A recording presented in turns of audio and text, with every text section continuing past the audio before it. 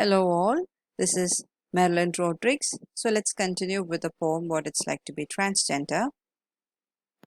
We are at the last few paragraphs, so let's start reading.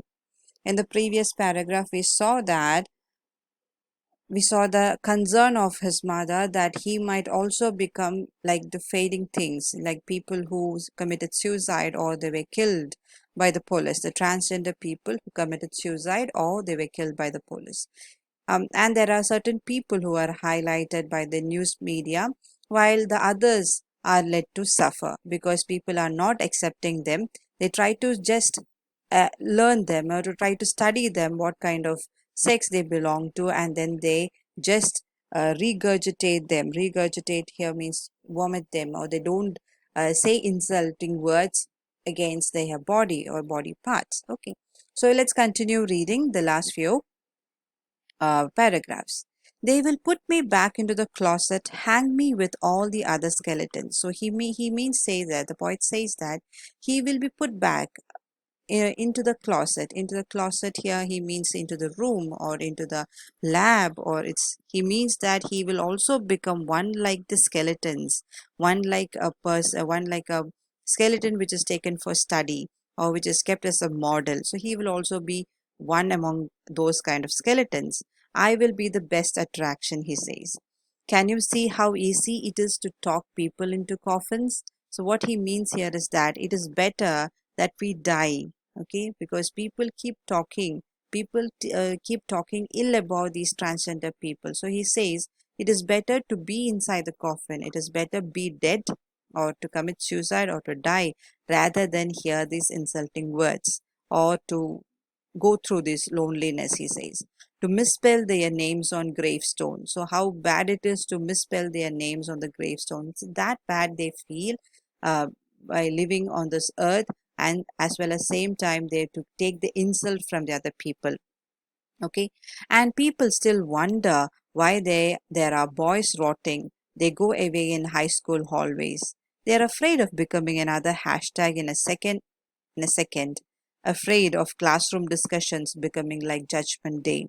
And now oncoming traffic is embracing more transgender children than parents. So he says very touchingly, he says few things. He says that some boys, some transgender boys or the people who are in the cure community, they are seen out of the hallway, high school hallway, out in the high school hallway, it seems. That means they are not seen in their classrooms where they have to sit and learn, but they are always seen outside their classrooms. Why do you know why they are always seen outside their classrooms? Because those people, those cure community people, they are afraid of becoming a part of hashtag. You know what is meant by hashtag? Used on social media, websites, and applications to identify messages on a particular topic. So they are also afraid that they might become like an hashtag. That is, they will become a topic of conversation when they are in a classroom where the normal students are there and they are only seen as a different kind.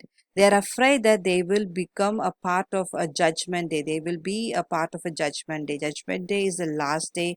It's a belief by the Christians that the last day when the Lord comes or the God comes to judge the people. So he is afraid that even before that judgment day, the judgment day which is predicted, even before that, they will be judged in the classroom by the students in the classroom. So they are afraid of being insulted in front of the students. And now oncoming traffic is embracing more transgender children than parents. So what he says is that the growing number of suicide by these transgender people by killing themselves by going into the traffic, okay, or into the road. So oncoming traffic is embracing. The word he uses, embracing, is like uh, hugging someone or taking care of someone. Here the traffic is embracing or giving solace to the transgender people than their parents. Okay, so more parents are not accepting them, and these transgender people or the secure community people are just kept aside from the society. They feel so lonely and alienated, they commit suicide sometimes. Okay, The last paragraph. I wonder how long it will be before the trans suicide notes start to feel redundant. Redundant means not necessary. He says that he feels that the suicide notes will become redundant, unnecessary, because all the transgender people are dying due to same reason. Before we realize that our bodies become lessons about sin, way before we learn how to love them. Okay, so they are only seen as a people, or their body just becomes a part of sin, or their body is considered as a sin. So they don't have time, or they're not given any relevance to consider or to love their body. So even before they could love their body, they are only asked to hate their body, and slowly they are kept aside from the mainstream society. So out of loneliness and alienation, most of the transgenders die. And then, like God didn't save all this breath and mercy, like my blood is not the wine that washed over Jesus' feet.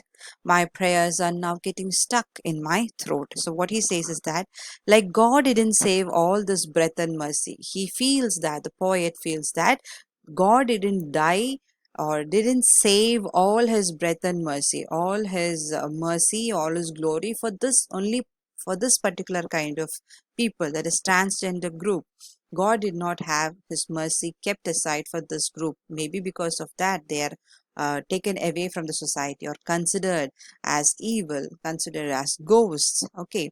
Like my blood is not the wine that washed over Jesus' feet, that he feels that his blood is not worthy enough, or that will not be enough to wash Jesus' feet and seek his mercy.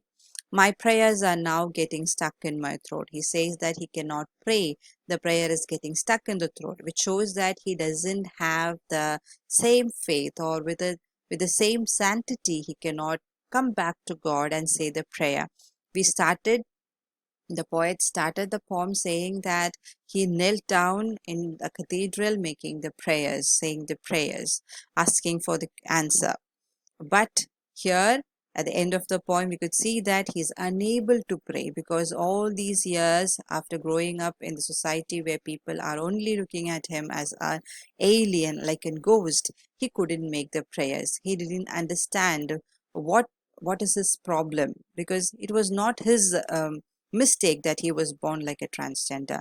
It was a natural way. It was nature's uh, no nature's gift on him, but unfortunately people cannot understand it. Okay, maybe I am finally fixed. So he ends down his poem like this: maybe I am finally fixed, maybe I just don't care. So first he had this thought that he want to get fixed, but then it's okay, he doesn't care.